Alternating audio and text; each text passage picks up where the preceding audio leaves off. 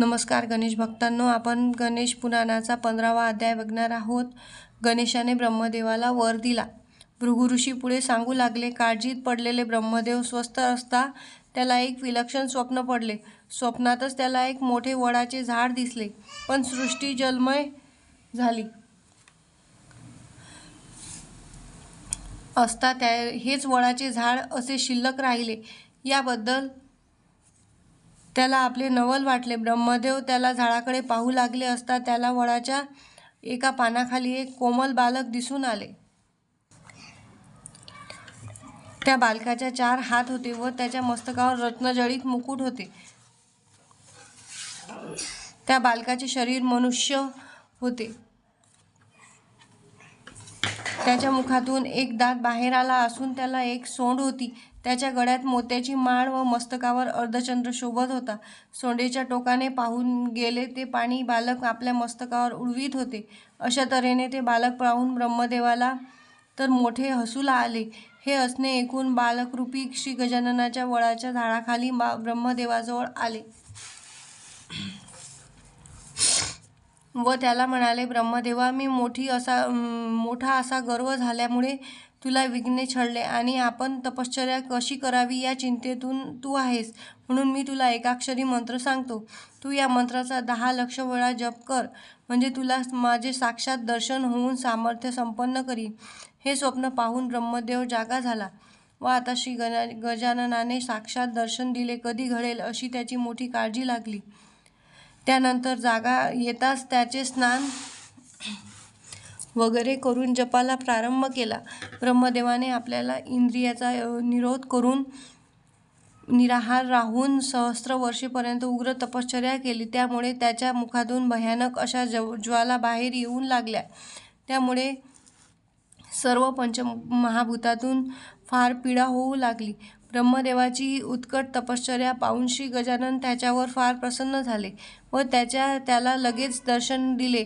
श्री गजाननाचे दिव्य तेजस्वी रूप पाहून ब्रह्मदेव मस्त चिंतामग्न झाला आणि त्याने मन तपश्चर्येपासून विचलित झाले।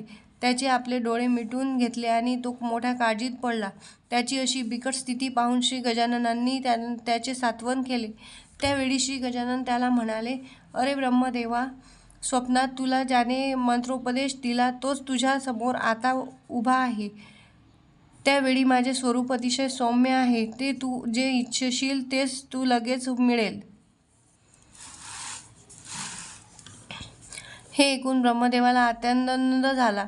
त्याने स्वतःच्या 4ही मस्तकांनी गजाननाला नमस्कार केला। ब्रह्मदेव म्हणाले, त्याच्या वेदनांनाही थांब लागत नाही। या परमात्म्याचे आज मला प्रत्यक्ष दर्शन झाले, म्हणून मी माझा जन्म धन्य झाला असे मी मानतो।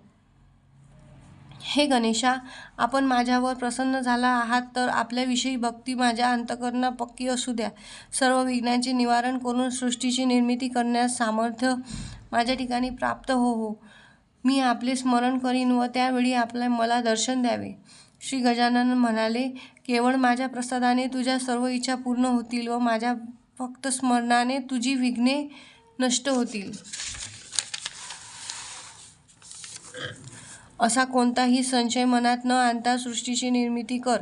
श्री गजाननाच्या या वरदान प्रसादाने ब्रह्मदेवाच्या इच्छेप्रमाणे त्याला सृष्टी रचना करण्यास सामर्थ्य प्राप्त झाले। त्याने गणेशाची पूजा करताच ठिकठिकाणी सिद्धी व बुद्धी नावाच्या 2 कन्या अकस्मात प्रसन्न झाल्या।